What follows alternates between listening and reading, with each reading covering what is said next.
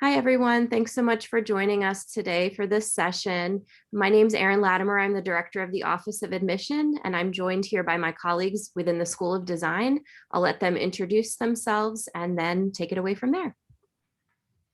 Hi, my name is Melissa Cicozi, and I'm the assistant head of the design school, but most importantly, I'm the academic advisor for all of the undergrads. So if you come to school here, I would be your academic advisor for all 4 years. Hello, I'm Vitone. I'm associate professor in the School of Design. I teach photography and video and illustration and oftentimes senior project. So you'd probably run into me a whole lot throughout the year.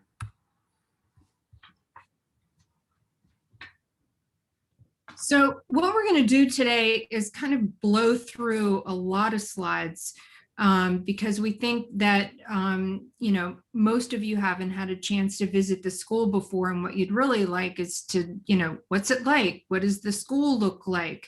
This is the side of our building, Margaret Morrison. These are all studios that you'll see here that you can look out and see people playing tennis on nice days. And then this is the front of our building. So this building is over 100 years old. It's a really cool building, but right behind it, you'll see there's some dorms, there's the university center, there's the football stadium, and there's the main road is Forbes Avenue. But we're really centrally located on the campus, and there's only just one part that's in a different building, which is the shop, Porter Hall, which is it takes 7.5 minutes to walk over there in case you're interested. So we just wanted to show you what some of the inside spaces look like. This is the first year studio. You can see people working at their desks. Everybody gets their own desk and a set of locking drawers. And what's really great is this is your own space. You can come in there anytime.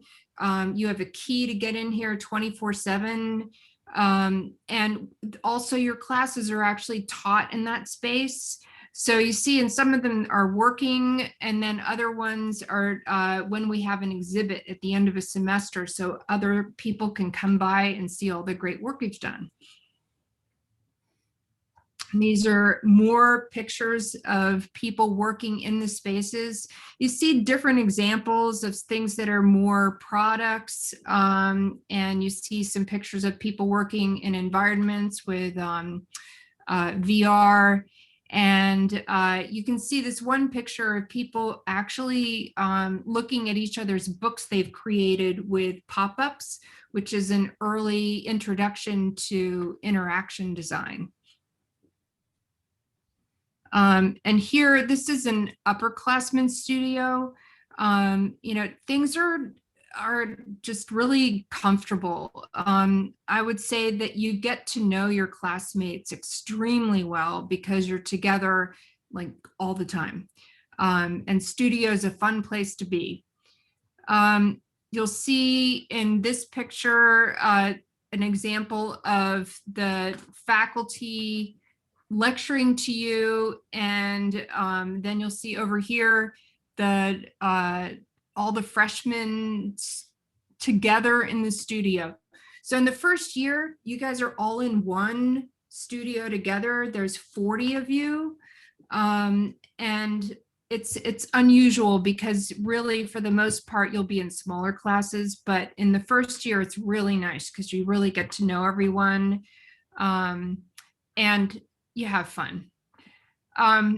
These pictures are just more pictures of people using the spaces in different ways. Again, this is the first year studio. You see, well, let's see, first year studio and also the Smiley Lab. Yeah. So Dylan, you want to talk about the Smiley Lab a little bit? Yeah, so this is, I guess, indicative of the faculty relationship with students. So my office is right here. I sit right here all the time. So I'm working on this computer on my own photography. I'm a photographer by trade, but also students are in here making their books and working on their projects and doing their, animation projects. And so we're not just showing up and critiquing work, we're working together. Like, so I'm showing the students my work and they're showing me their work, and it becomes a co-creation space where there's like a level of respect and a level of kind of engagement kind of on a day-to-day where we're together working on projects. Yeah, Dylan, where is this? Is this in the first year studio again? Well, this is mostly senior studio. So Okay. just wanted to point out how the space becomes yours, and you can kind of, you're working on a larger scale project and you need big real estate areas in order to lay out kind of a wayfinding system through a museum. These are your spaces. They're not like desks that go away. This is, you can see up here, a group of students are working on this project and another group of students is working on this. So this is a senior studio that I taught in the community. But point being is that this is our space and this is your space, and it's what you want to do with it. Yeah, now this is some examples of some of the elective courses where you dive a little bit deeper into some things. Up here in the top right, you see the sophomore product students learning how to use the shop and the table saw. And then over in the top left, Dylan, you should talk about that project. That was a fun one. Yeah, so we try to figure out a way to make, we love making things with our hands and kind of getting dirty. We love kind of using technology and trying to figure out new ways. So this is a way that we use kind of a CNC router that was hooked up, carved into wood blocks, and then drove steam. It was completely safe for all the parents in the crowd. We inked them up and drove steamrollers over there. And so it was just kind of a way of taking kind of traditional ways of hand making and then using the computer, but then also kind of using a physicality. So we all came together and inked them and drove them over with the steamroller. So kind of a nice way of kind of evolving technology.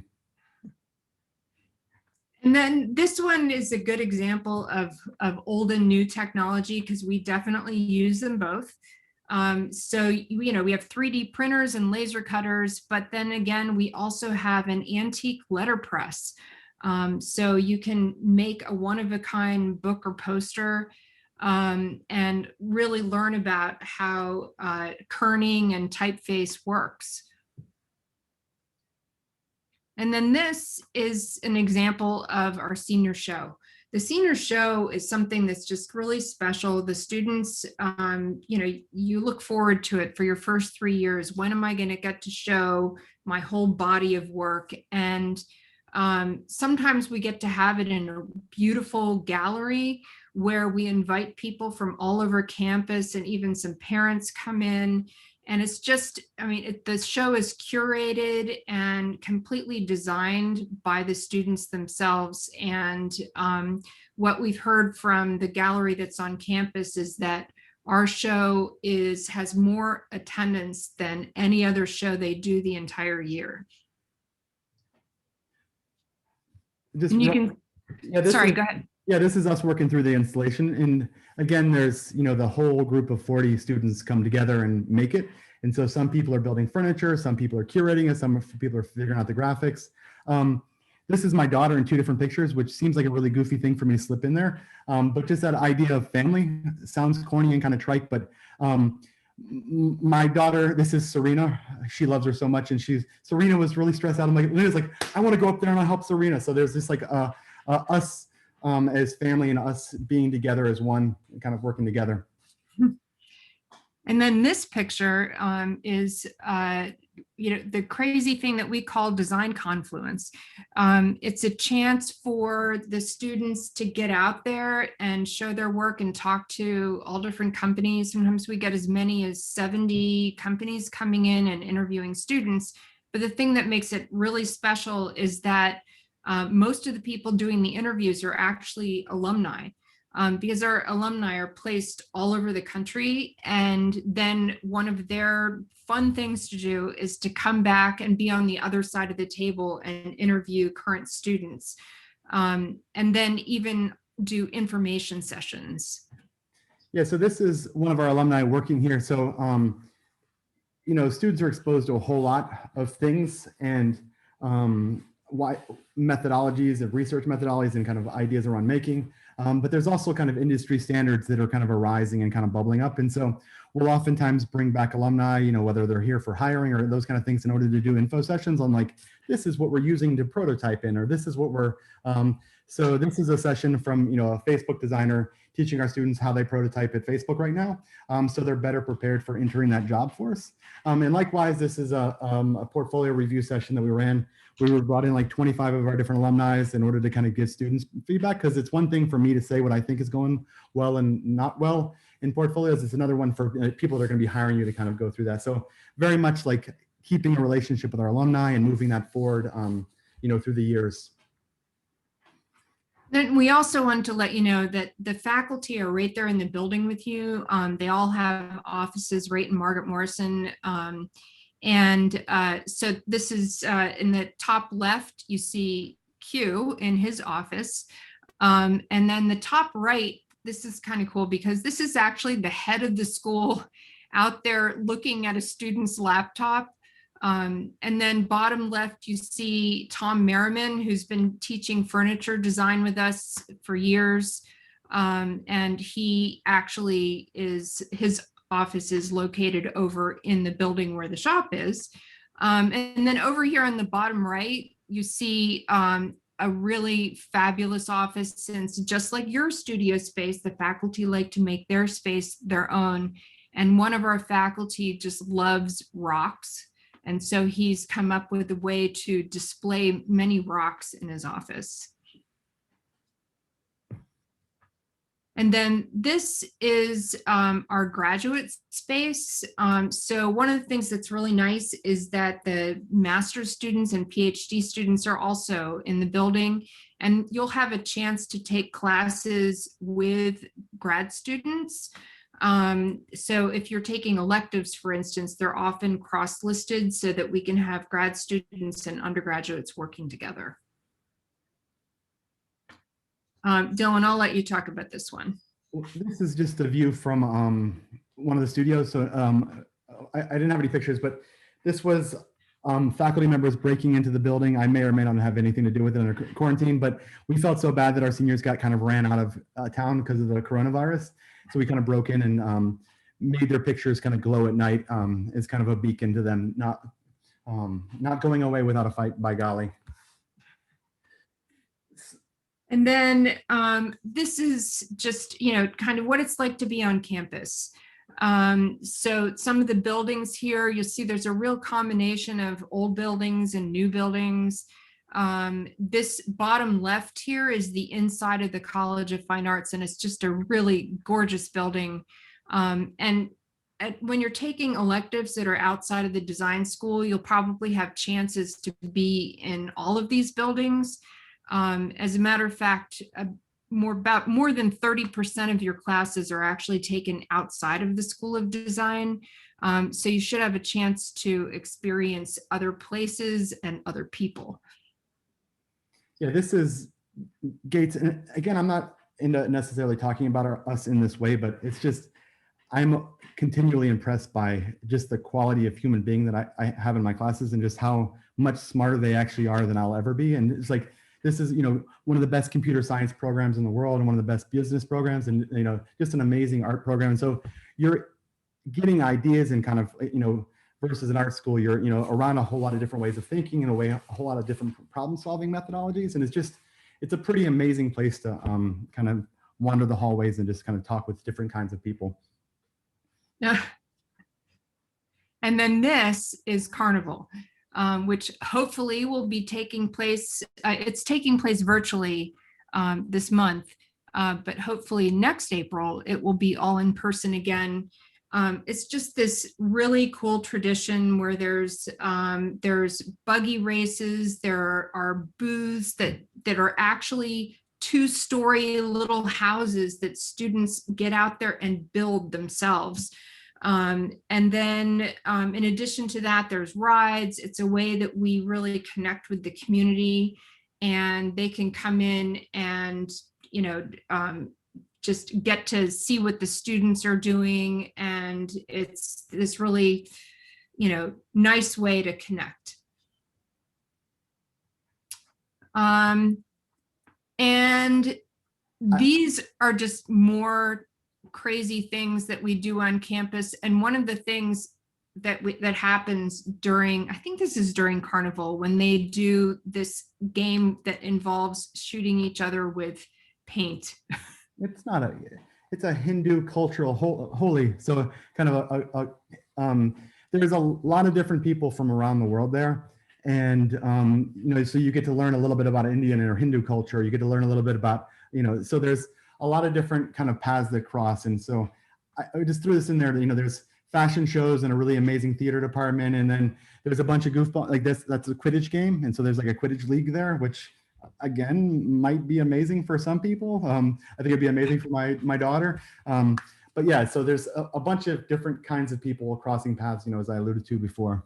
Yeah, and then this bottom right, just mentioning that even though the drama school is pretty exclusive as far as, you know, being able to get involved in the shows that are on campus, you can definitely get involved in like tech design, things like that.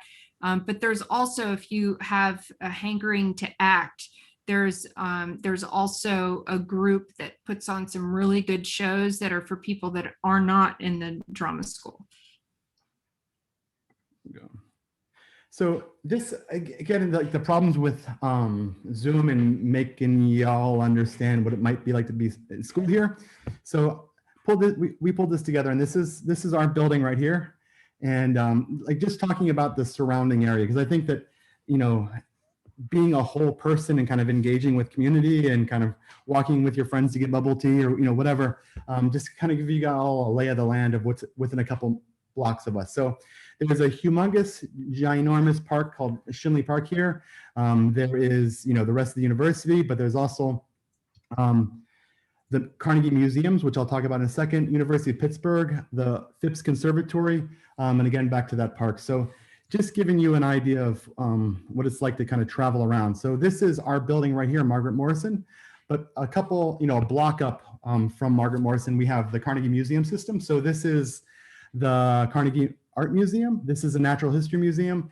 This is the Carnegie Music Hall, and this is the Carnegie Library. So we as faculty oftentimes, you know, I've taught the freshman experience or first year experience where we worked with the Carnegie Natural History Museum to kind of redesign bug exhibitions. So how do you make bugs fun for visitors of the museum? So kind of working with them as content experts in order to design out exhibitions with them. So we have a very close relationship with these museums around us, and we oftentimes work with them and design for kind of real world solutions, like starting as, you know, freshman year, first year.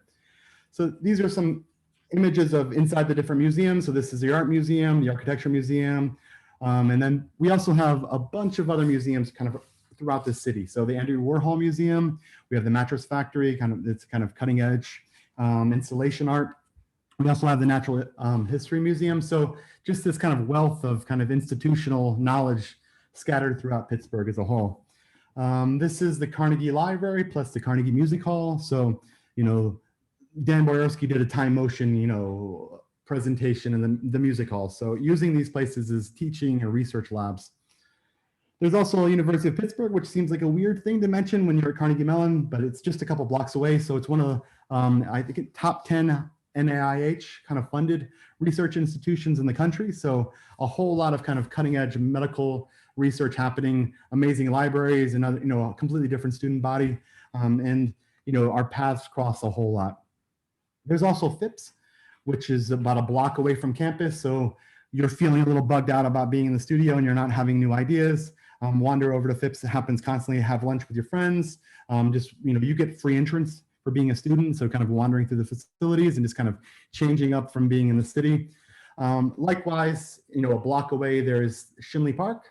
So just, it can be beautiful expanse of land that you can picnic with your friends and, you know, have dinner together, but it also can be hike and bike trails that you kind of wander through. This is literally our building is right here. It's a block away from campus. So you're right here. And this is like a photo assignment from a couple weeks ago that a student did with the ice skating down there. This, again, we're a block away from campus. You know, me and my family have picnics here quite frequently, probably every couple of weeks, but gives you a sense of the kind of the lay of the land. There's also, again, we're walking through this incredibly fast, but just to kind of like get you a visual on what you might smell or hear or kind of see on a daily basis. This is heading towards our nearest neighborhood, so heading towards Shadyside. This is dormitories here where the students live. This is a block away from campus in the opposite direction away from the parks. And this is the houses that are around there. So this gets you to one of the main business areas, Shady Side, which has, our Apple stores and our, Williams Sonoma in case you need to make some cookies. One of the few places in Pittsburgh that actually has locally or nationally owned businesses. It tends to be that most of Pittsburgh is kind of dominated by locally owned things, but you can get your Apple, your laptop, which inevitably you will spill a drink on in the middle of the night. You can just walk over here a couple blocks away from campus and get it fixed. But there's also, a whole bunch of other areas that are a bus ride away or a walk away. So being a student, you get free access to all the buses. And so this happens to be a current favorite coffee shop for a bunch of our students. It looks a little bit different now, but good Mexican food restaurant and a good coffee shop that you can get to on a bus ride. There's also an area called East Liberty, which is kind of the booming tech robotic area in the city. So you have Wolby and Parker, and you have sushi right next to hair salons, and it's in the process of which is a longer conversation that we don't have time to kind of delicately talk about, but there's a gentrification process happening there, and it's a lot healthier in other cities. So you get a real nice mix of different demographics and different people occupying space. And then you also have a huge area, and again, we're just a few blocks away from campus. This is Squirrel Hill, which is a weird mix between Hasidic Jew, grad students, doctors, and Asian restaurants for food. Like, again, that's a generalization for sure, but it magically works. And so you can get really good noodles there in Squirrel Hill. But there's also a larger city as a whole. So not that you're going to be seeing concerts every night, but when I was in college, I saw concerts most night. And so there, you get a lot of the national acts going through Pittsburgh, going from New York to Chicago, but the scale is so much different. So this is me and watching Phoebe Bridgers with 25 people in the crowd, and this is our students going whitewater rafting just 45 minutes outside of town. This is what a $12 baseball ticket looks like at the Pirate Stadium. And then two more pictures of the city, because again, it's I think one of the benefits, just the scale is really nice and comfortable. It's engaging, there's enough life, but there isn't kind of the distraction of a lot of other cities. So this is a block away where a lot of our students will go get lunch, coffee shops, bubble tea, sushi. And then this is about 5 blocks away, which is where the University of Pittsburgh is. And so, kind of a larger, I don't know, economic system. There's a lot more restaurants and that kind of thing. So you can get to those as well. So just kind of a break. This is during lunch, during the day. This is like weekend kind of thing. And all within kind of walking distance of campus. So this is going to be super crude and super fast, but hopefully it'll give you an idea of what we do.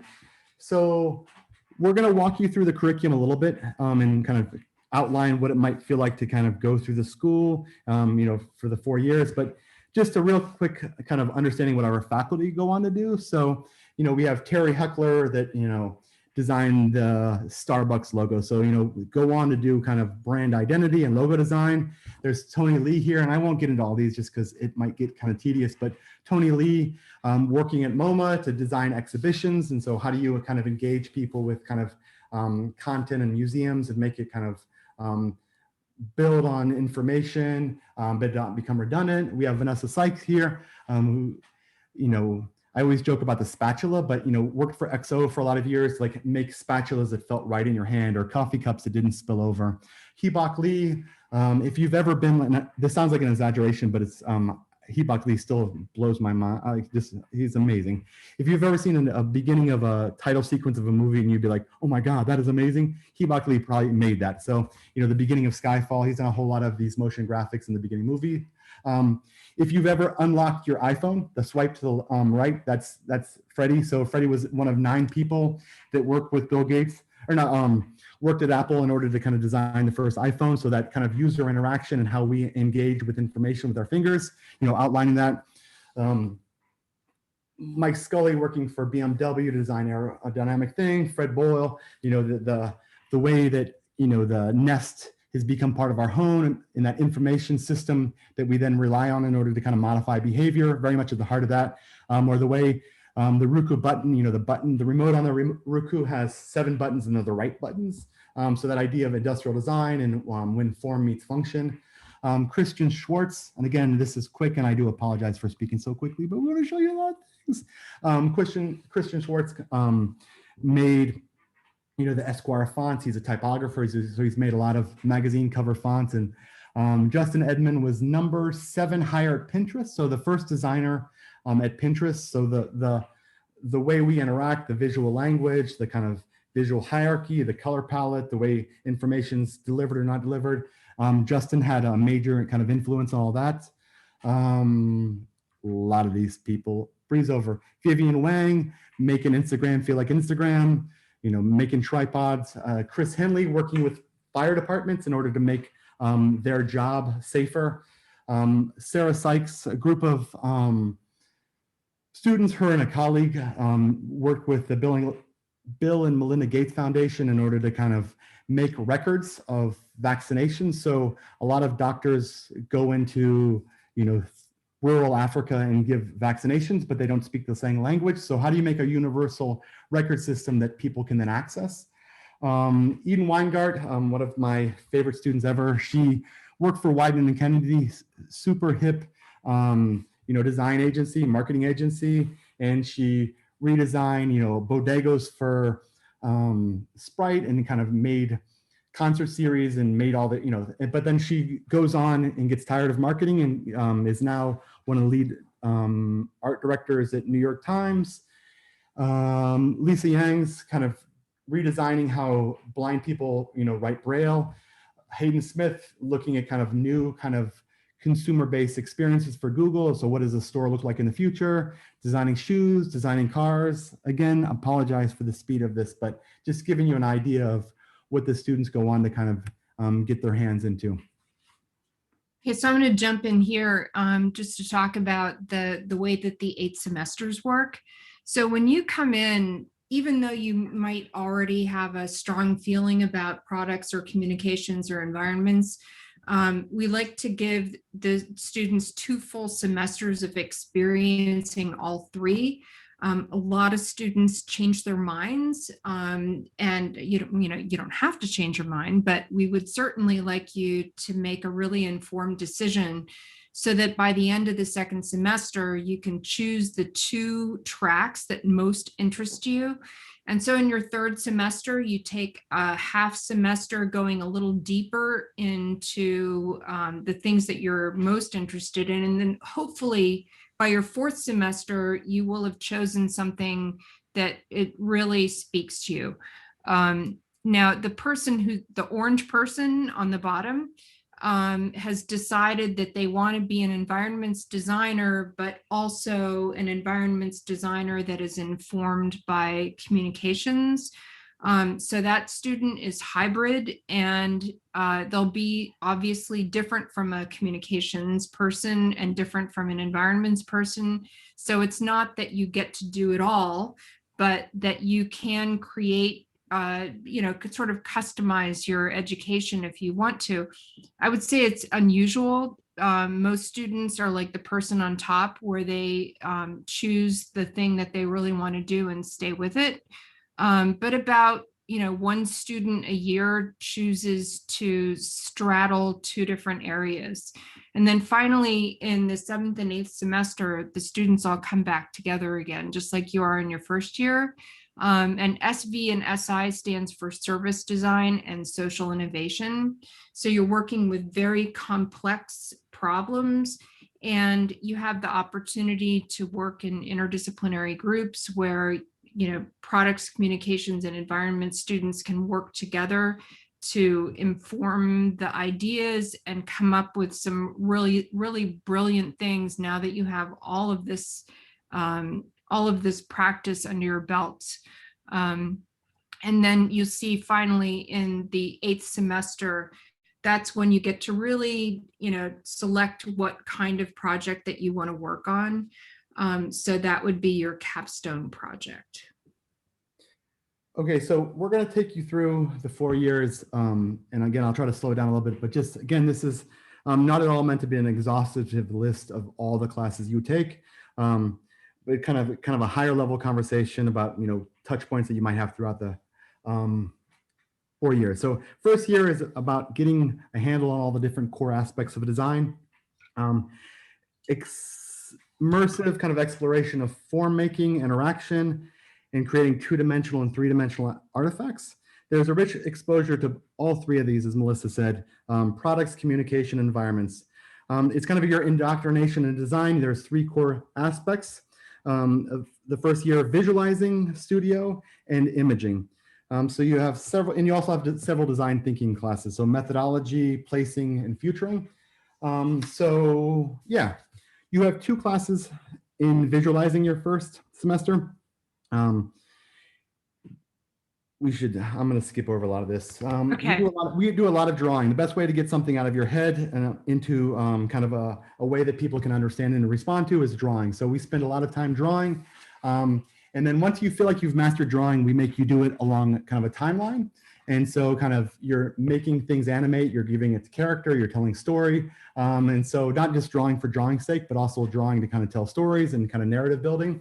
And then once you get it working along a timeline, you start kind of taking it and kind of more kind of sophisticated. So starting to tell about services and interaction points and, you know, where does the customer go at first and so on and so forth. So this is a team project as well. We work a lot together as groups. So rendering out spaces, but also rendering out services and story. In studio, you're starting to kind of give form to things. And so this is a recycled animal. And so you're taking something that exists and it's been discarded, you're deconstructing it and putting it back together in some poetic way that gives it new meaning and kind of new use. And you're kind of you're figuring out form grammar and, you know, scale and relationship and color.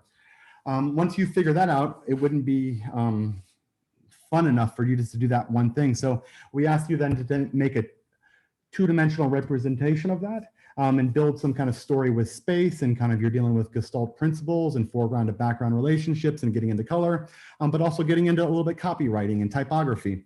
Then we do a pop-up book, which on the surface, and Melissa alluded to this a second ago, you know, you're just making a letter animate, but this is the beginning of interaction. So that idea of the swipe to the left or the swipe to the right in objects eliciting some kind of interaction with them. How do you do that? How do you know where to put your hands? How do you know how to move something in a way that's intuitive to the user? Then you also take photography, which will probably be the most amazing class you take your whole entire time because it's with me and I'm super charming. And then this is the end of the freshman first year. We don't always do this, but this was that exhibition that we talked about. This is us prototyping, figuring out ways that we could make interacting with bugs for small children fun and engaging and not scary. So this is us doing some user testing when we brought in children from the museum school to kind of interact with these devices to figure out if it's working or not working. And then a lot of these things eventually got built out. So this is kind of a nice introduction to your first year, the different classes you take.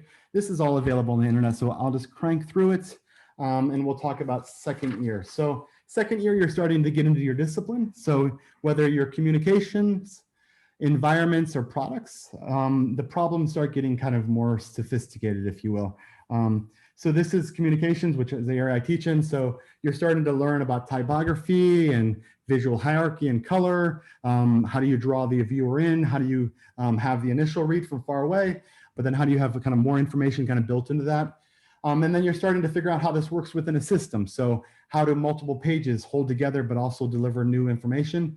But you're also worried about audiences and reproduction. And so how does this look like on a browser? How does this look like on a phone? How do you make this content accessible to different audiences with, so on and so forth. So figuring out typographic systems and color systems, across different devices. Products is, in a lot of ways, very similar. You're starting to get into form grammar, like, this is the spatula assignments. So where do you grab and how does it fit in your hand? How do you cut wood, make wood kind of interact? How do you sew? So you're thinking about different methods of making. So, you're making beautiful form, but it's also within kind of pulling plastics over a form, but also sewing, but also building smart technology into the interaction with devices. And so, you're starting to figure out those systems and different kind of making methodologies. This is environments. do you want to speak about this one, Melissa, or do you want? Sure. Yeah. So this environments project, the students were learning about how to not only think about a space that describes what's within it, but how can they model it and show it to someone else.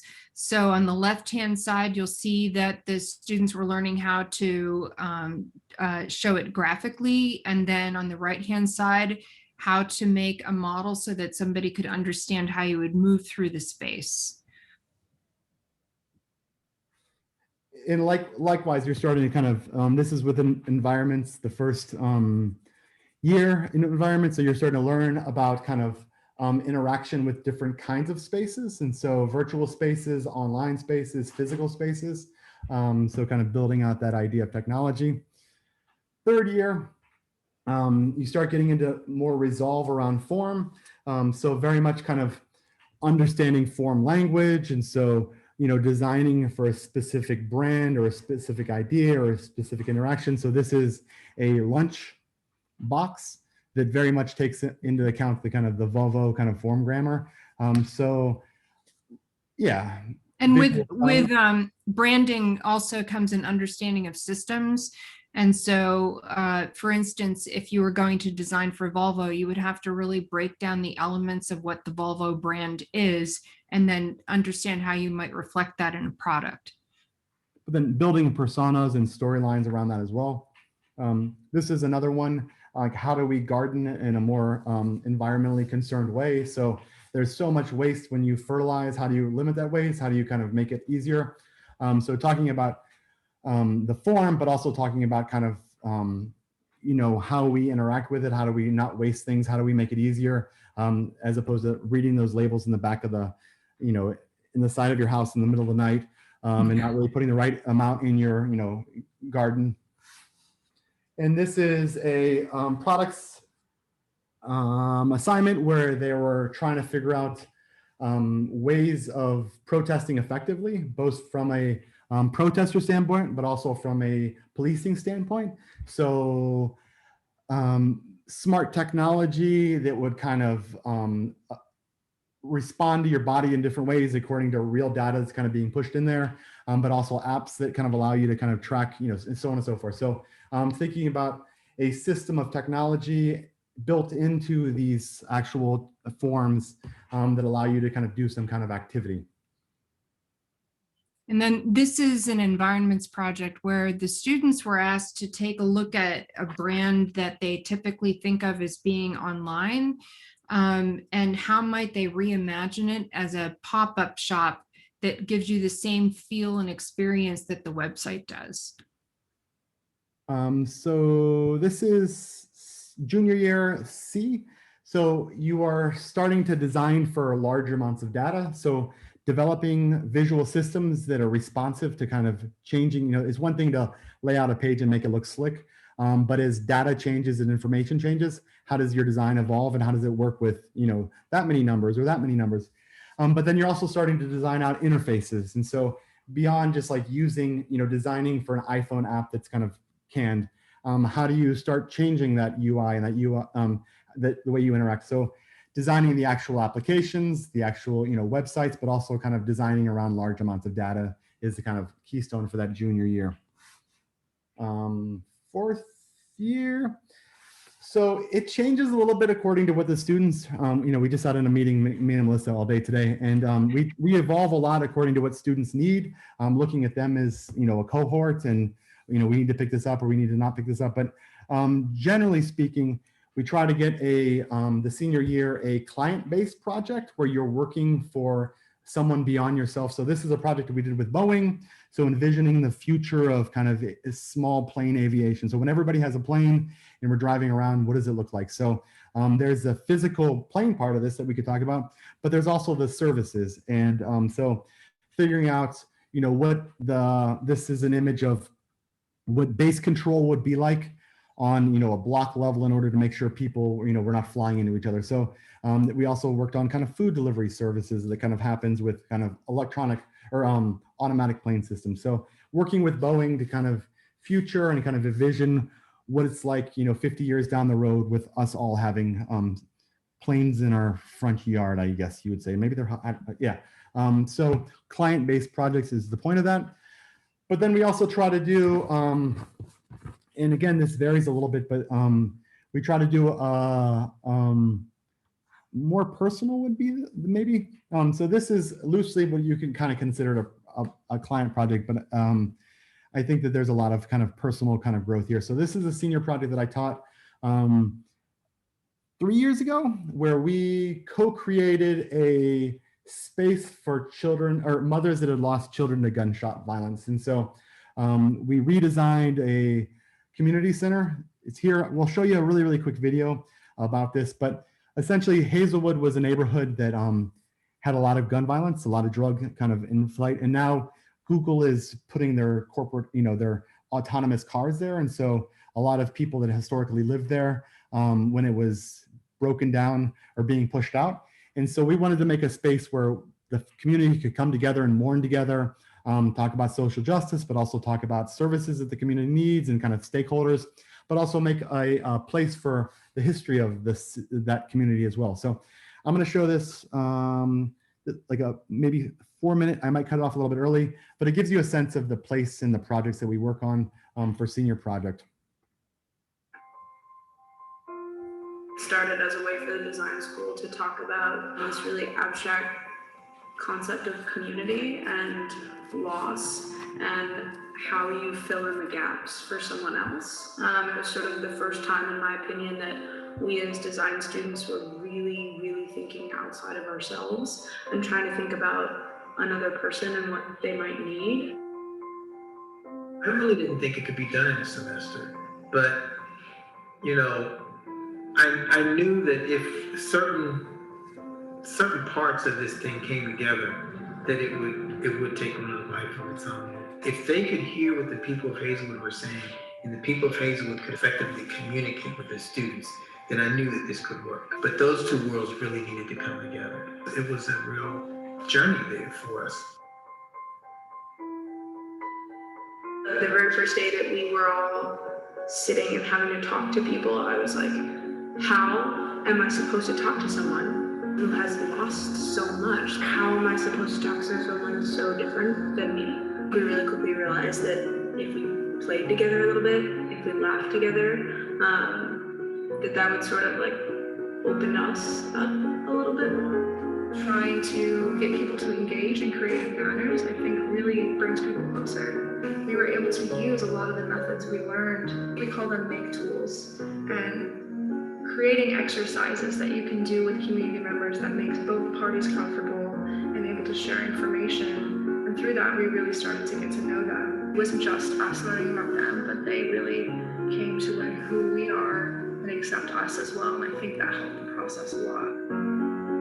We weren't, in my opinion, like trying to play these roles. Like I was just as Courtney, not as a designer. I was just as Courtney trying to talk to Miss Robinson. The message of this exhibit really began to change as well. The more we became involved with the community, it wasn't as much about focusing on, those that have died, but also about those that are there and, breathing aspiration into this space.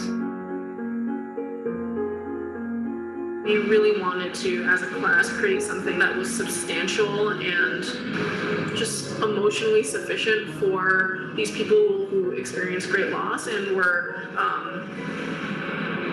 opening themselves up to us and telling their stories.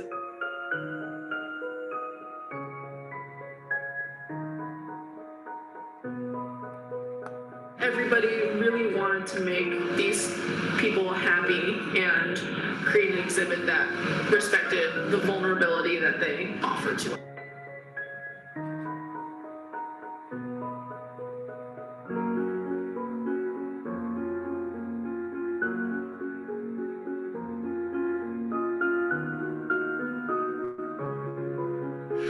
We navigated a lot of really uncertain water. A lot of people in Pittsburgh don't know Hazelwood exists, which is kind of baffling to me. The issues this community is dealing with are not unique to Pittsburgh. It's important to remember that these are our neighbors. And it's important for these kinds of exhibits to be present because it starts the conversation. Hopefully it just plants enough of a seed for you to think about your position and your relationship with those around you. So it sounds a little corny or idealized, but I think we have a pretty good track record of that idea of believing design can do good in the world. And so we oftentimes try to work in communities and with communities. And if you can co-create a memorial for children that have lost their lives with mothers, you can co-create an app for, a tech company. And so we tend to have students come here, go and work for tech for a few years, and then after that kind of go on and figure out how they can use design to better the world. And I think as a whole, we work towards that. And if you're not doing that, that's fine as well. There's no value judgment in that, but I think that oftentimes our students go on to kind of have impact in the world. So a couple other things that I'll breeze through in 3 minutes, less than 3 minutes. We have a lot of electives. And so you have your core studios, but you also have your desire to go deep in a certain area. So you really want to make beautiful form in furniture. So we have furniture classes. We have a class that I teach that's animation. And so you're learning storytelling and transition. This is digital imaging, which I teach as well as kind of an illustration class where you're kind of doing magazine articles, kind of working, with content in order to kind of make visual worlds that you enter into. This is a class that I did a few years back with the Smithsonian Museum of American History, where we documented Pittsburgh in a transition for the museum there. This is one of our students' favorite classes. It's called experimental form. So we have, as a society, interacted with things for so long that we just that's just the way it is. And so this is called experimental form, and this is Mark Bassinger's class where they, one of the assignments is to rethink about how you interact with a radio. So as you fill this up with water, the volume of the radio starts at a certain time, and then you fill up glasses and you lose more and more. And so the volume slowly gives up as people get more, not encouraging bad behavior, but a radio that would kind of interact with the party, or as you hammer things in, it would go up, or you change it. So kind of figuring out novel ways to interact with things that is beyond kind of our just standard interpretation. We have calligraphy, where you can learn kind of traditional ways of, it's magic as far as I'm concerned, making words. Web coding classes where you're, designing out websites, but also building on the programming in the back. We have multiple, levels of that class. And here we are perfectly at the 10-minute mark. That's why I spoke so fast. Yeah, and so there were a few questions that came up in the Q&A that I'll address